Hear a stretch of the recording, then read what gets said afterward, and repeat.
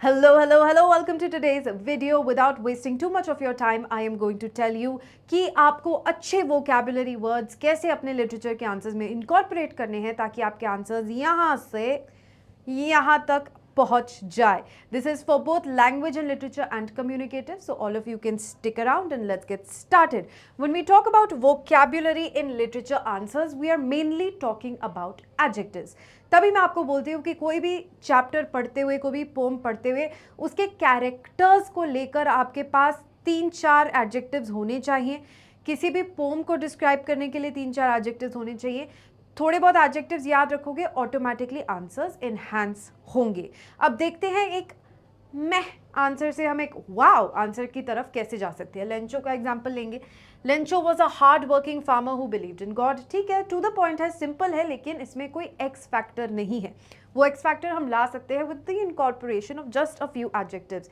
As you can see here, they have been underlined. Lencho was a meticulous and resolute farmer. His unwavering faith in the Almighty highlights his innocent yet stubborn nature.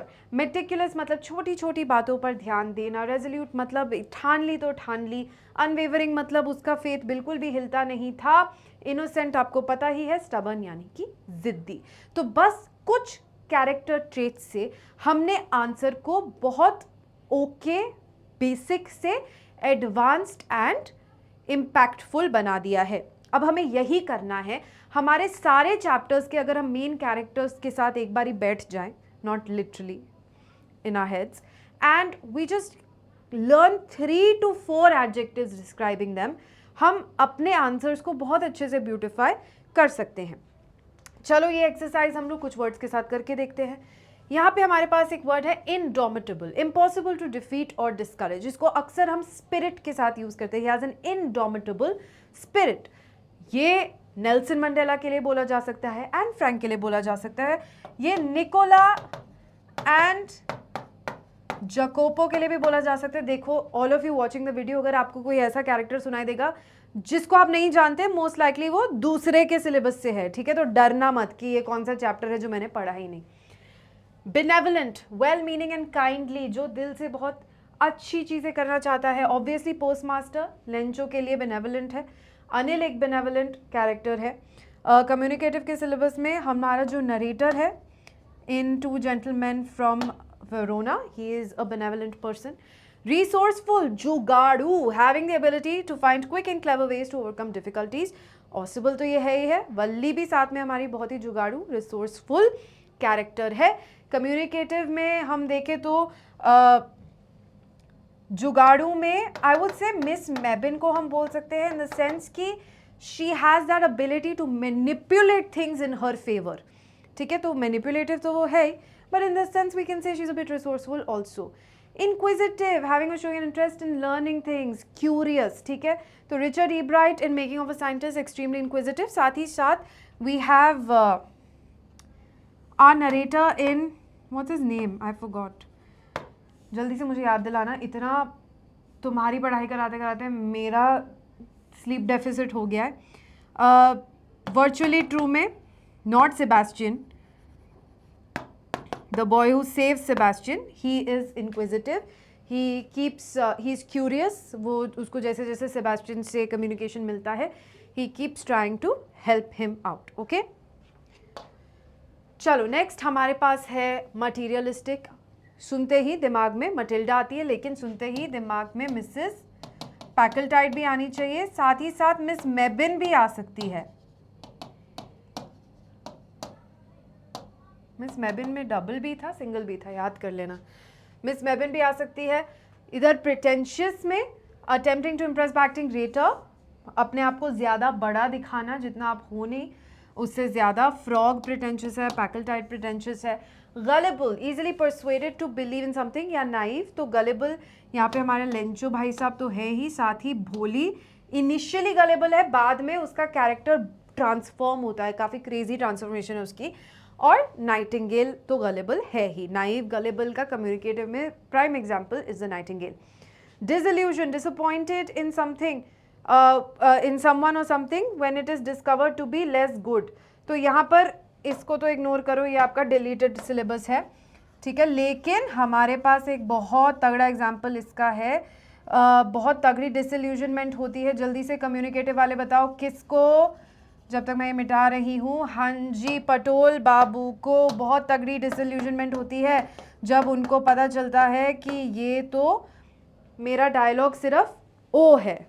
ठीक है, कौन disillusion होता है language and literature में? Fowler. जैसे ही वो पाता है कि ऑसिबल तो एकदम से एक मोटा सा अजीब सा सीक्रेट एजेंट है, not what he expected, sudden disillusionment Fowler को फील होती है। ठीक है, और भी कैरेक्टर्स हैं जिनमें ये ट्रेट्स आ सकते हैं। आपके दिमाग में जैसे जैसे कैरेक्टर्स आए उनको कमेंट्स में ड्रॉप करना पड़ेगा ताकि सब लोगों को पता चल जाए। ठीक है, कमेंट्स में लिखते चले जाओ। चलो, अब हम थोड़े से एडजेक्टिव्स मूड और बैकग्राउंड को समझने के लिए भी कर सकते हैं use. Pensive, engaged in deep और सीरियस थॉट, जैसे कि बॉल पोएम में more than the boy I would say the poet. You know, in the ball poem he is being extremely pensive. कोई भी जब डीपली सोच रहा है तो वो पेंसिव हो रहा है। डेजोलेट, फीलिंग और शोइंग स्ट्रॉन्ग मिजरी और लोनलीनेस। डेजोलेशन काफ़ी हद तक हमें rhyme of the ancient mariner में दिखने को मिलती है। जैसे जैसे चीज़ें ख़राब होने लगती है, फंसे हुए होते हैं वो सी में, तो काफ़ी डेजोलेट होता है। ऑप्रेसिव, डिस्ट्रेसिंग और giving hard to bear. Obviously, the apartheid system in Nelson Mandela is oppressive. The behavior of the frog towards the nightingale is oppressive. ठीक है, ethereal, extremely delicate and light, not of this world. जिस तरीके से fog को fog poem में describe किया है, it's very ethereal and ominous. Rhyme of the ancient mariner भरी हुई है ये ominous indication से, giving the impression that something is bad is going to happen. ये लैंग्वेज एंड लिटरेचर में ब्लैक क्लाउड्स जब ब्लैक एरोप्लेन में आते हैं वो भी एक संकेत है कि कुछ बुरा होने वाला है, तो वो भी ऑमिनस होते हैं, एक संकेत कि कुछ बुरा होने वाला है। ओके, चले अब टोन कैसे बताते हैं, थीम कैसे बनाते हैं। ये कुछ वर्ड्स हैं जो हमें टोन और थीम बताने में मदद करते हैं। डाइडैक्टिक बहुत सारी पोम्स में यूज हो जाएगा जब भी आपको कोई मॉरल लेसन सिखाने की कोशिश हो रही है, that is a didactic tone. Sermon at Banaras की डाइडैक्टिक है, we have discuss this before. Frog and the nightingale की डाइडैक्टिक टोन है। जब अमेंडा की मदर या हुएवर दैट पर्सन इज बार बार अमेंडा को डांट रही होती है या डांट रहा होता है, उनकी टोन डाइडैक्टिक है। पॉइनेंट, मीनिंग इवोकिंग अ कीन सेंस ऑफ सैडनेस और रिग्रेट, बहुत ही मतलब डीप, एकदम से आपको हिट करे। ओके, ट्रीज की जो एंडिंग है वो पॉइनेंट है। और everything that the mariner is going through in the rhyme of the ancient mariner. Satirical, using irony or ridicule to expose human folly, बहुत एग्जाम्पल्स है सैटायर के। Book that saved the earth, proposal satire है। बहुत बहुत सारे examples है satire के। Please drop them in the comments. आपको ऑलरेडी 10 बार हम पढ़ा चुके हैं कि सैटायर कहाँ कहाँ आता है। एंड पैराडॉक्सिकल, सीमिंगली एब्सर्ड और सेल्फ कॉन्ट्रडिक्टरी, मेल नहीं खा रही है दो चीज़ें। ऐसा कैसे हो सकता है कि ये भी हो रहा है ये भी हो रहा है, दोनों आपस में हो ही नहीं सकती साथ में। Lencho calling the helpers crooks is paradoxical, की उन्होंने ही मदद की, यही देखो उनको ऐसे बोल रहा है। चलो अब हम देखेंगे रिलेशनशिप्स को डिस्क्राइब करने के कुछ वर्ड्स जल्दी जल्दी। सिम्बायोटिक रिलेशनशिप होता है जहां दोनों पार्टीज एक दूसरे से बेनिफिट करती है या फिर वो किसी तरीके से एक दूसरे पे इंटरडिपेंडेंट है। तो हम देख सकते हैं हरी सिंह और अनिल का जो रिलेशनशिप है एक सिम्बायोटिक रिलेशनशिप है। एंटागनिस्टिक, शोइंग एक्टिव ऑपोजिशन और हॉस्टिलिटी, कोई बिल्कुल ही गलत और गंदे तरीके से आपके साथ बिहेव कर रहा है। फ्रॉग एंड द नाइटिंगेल में हमें देखने को मिलता है। लाइक आई कीप सेइंग, और भी बहुत एग्जाम्पल्स हैं इनके। You have to do the thinking, I can not feed everything to you, so you drop them in the comments. And we have estranged, no longer close or affectionate, alienated. Matilda Loisel is estranged from a reality. Amanda is estranged emotionally from whoever her guardian, her parent is. Mother ही लेकर चलते हैं easy रखने के लिए चीज़ों को। ठीक है, चलो अब एक परफेक्ट आंसर कैसे लिखते हैं उसका जल्दी से फॉर्मूला देख लेंगे। ऑलरेडी हमें एग्जाम्पल देख चुके हैं।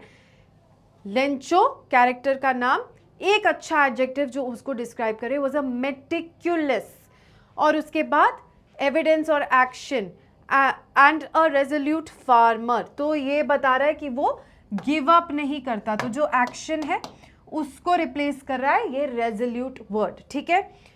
तो his unwavering faith in the Almighty highlights his innocent yet stubborn nature। तो यहाँ पर हम लोग अगेन एडजेक्टिव्स को यूज कर रहे हैं उसके पर्सनालिटी को डिस्क्राइब करने के लिए और ये बताने के लिए कि इससे हमें पता चलता है कि वो ऐसा है। तो उसके अनवेवरिंग फेथ से हमें पता चलता है कि वो इनोसेंट है और स्टबर्न है, इसकी वजह से हमें ये पता चल रहा है। तो यहाँ पर हमने फेथ के लिए एक एडजेक्टिव यूज किया है और फिर जो अनवेवरिंग फेथ की वजह से हमें लेंचो के बारे में पता चला उसके लिए हमने 2 एडजेक्टिव्स यूज किए हैं, ठीक है।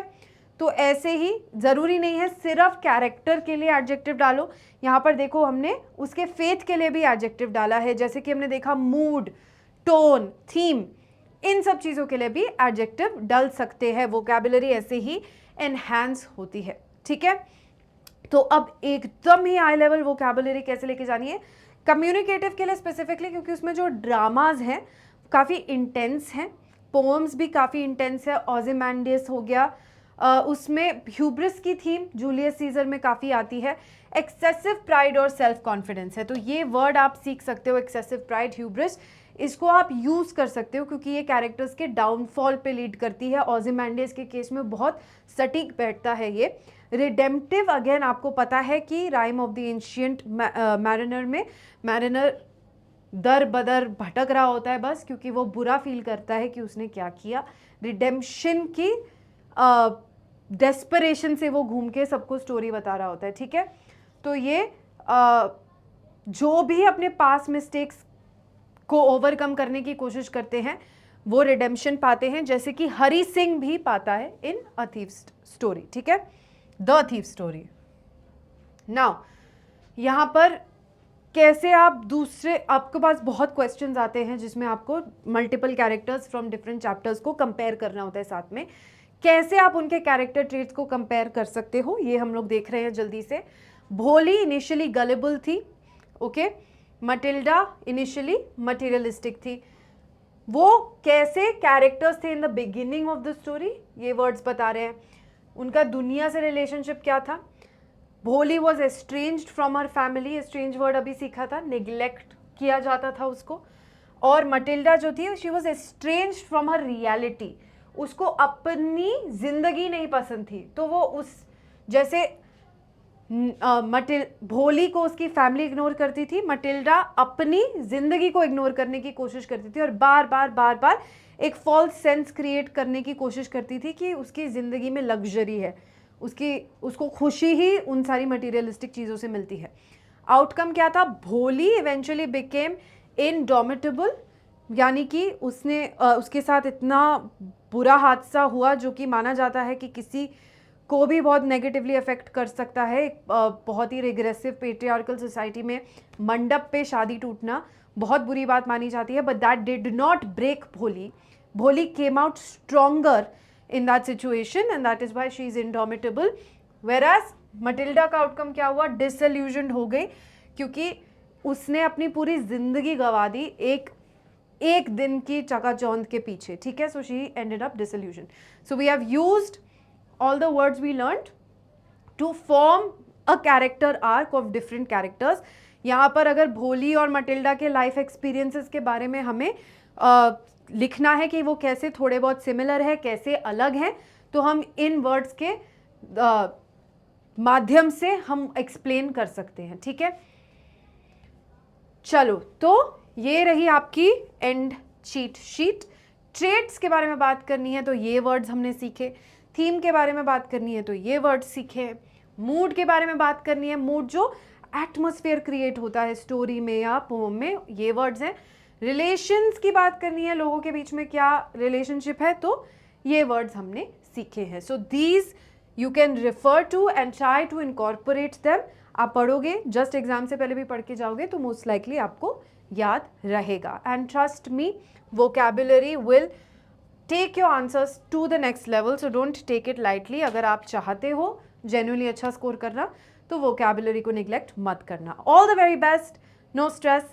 आई will see you soon. I know you all are indomitable. Take care. Bye bye.